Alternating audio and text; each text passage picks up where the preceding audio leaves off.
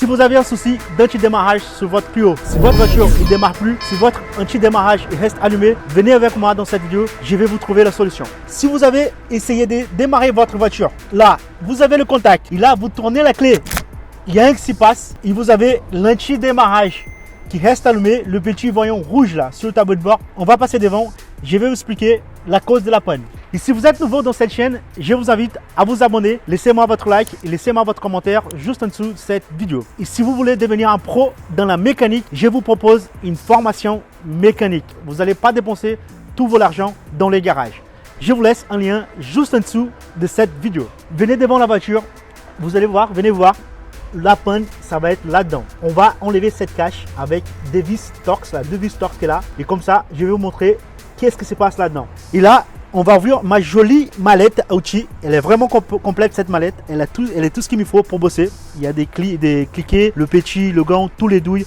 Donc, si vous êtes intéressé, en fait, pour cette mallette ou pour tous les outils que je vous montre dans cette vidéo, je vous laisse des liens juste en dessous de cette vidéo. Comme ça, vous pouvez le commander et ça peut arriver chez vous très vite. Donc voilà, on va enlever les deux vis Torx qu'il y a là, Torx 30.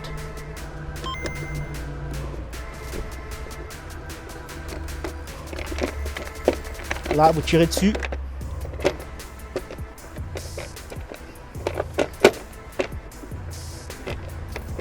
Voilà. Quand vous allez enlever le cache fusible, en fait, vous allez trouver des joints comme ça. Qu'est-ce qui arrive en fait? Ces joints-là, ils s'usent en fait, les plis étanches. Donc, qu'est-ce qui se passe? Il y a l'eau qui rentre là-dedans, je vais vous montrer après. Normalement, il y a un trou pour faire évacuer l'eau. Ces trous-là, ils se bouchent. Et du coup, l'eau, il tombe dans le cache. En fait, il rentre dans le cache. Il vient griller le fusible qui est juste en bas. Ces fusibles-là, on va enlever ces fusibles. On va voir. Normalement, il est grillé. Parce que là, on a un souci d'antidémarrage. Et c'est lui qui gère, en fait, l'antidémarrage. Donc, pour enlever ces fusibles-là, je vais vous montrer. Il y a une petite pince qui vous doit trouver. Dans le compartiment droite du volant, il y a des fusibles aussi qui sont là. Et ici, il y a une petite pince justement qui est fait exprès pour enlever le fusible. La mienne n'est pas là, comme par hasard, mais normalement, sur votre voiture, vous aurez à avoir une pince pour enlever le fusible. On va dire une pince à la fin comme ça. Je vais enlever le fusible. Le fusible, il est là, tout en bas. Le fusible 10 ampères, vous en avez.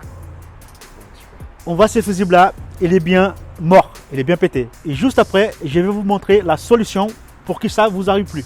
J'ai un tout nouveau fusible, je vais mettre. Et celui-là, qu'est-ce que je vais faire? Là, celui-là, je mange. Le fusible est en place. Maintenant, on va voir si ça va vraiment démarrer. Parce que si ça ne démarre pas, je vais foutre cette voiture à la fourrière. Nous voyons, il s'éteint déjà, c'est bien. Parce que s'il reste allumé, c'est pas un bon signe. Et là, on tourne la clé. Ça démarre direct. Donc, on a résolu ce problème. C'était pas si compliqué que ça. Mais si on ne connaît pas, ça devient vraiment compliqué et vous pouvez dépenser des sous en plus pour pas grand chose. Là, on a juste à remettre le cache en place et juste après, on va régler le problème une fois pour toutes. Je crois que maintenant je me fais encore avoir. Donc, prochaine étape, on va lever les caches devant. Je vais vous montrer comment vous allez faire pour plus avoir ces soucis des fusibles grillés. Vous allez enlever ces joints là. Merci. Ces joints. Pour pouvoir défaire la grille, vous allez virer aussi les deux capuchons qu'il y a là pour pouvoir accéder les vis. Donc avec une douille de 16 ou une clé plate des 16, on va dévisser les deux vis qui sont là. Et après, on va enlever les balais d'essuie-glace.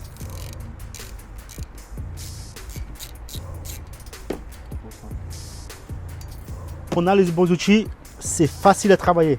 Ça, c'est sûr. Les bons mécanos, il a toujours de bons outils. Si vous avez un peu de dégrippant, vous pouvez le mettre ici, dégrippant, pour faire en fait. Parfois, il est dur à sortir parce que ça s'est collé. Donc, vous secouez un peu.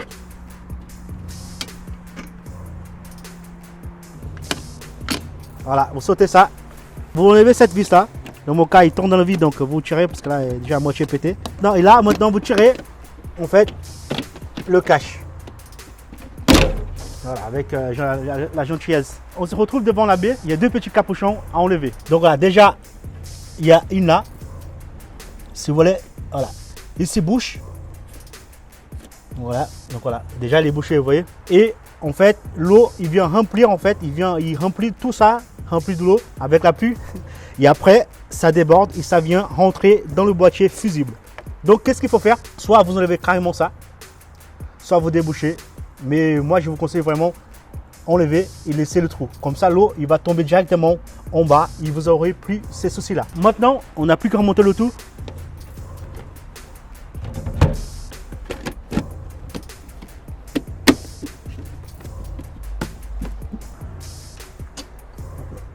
Ça, c'est un réglage, ça.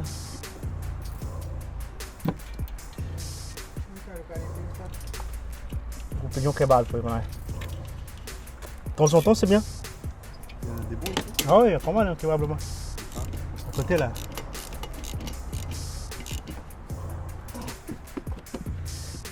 Ah, je vois, c'est comme ça que tu fais du chiffre.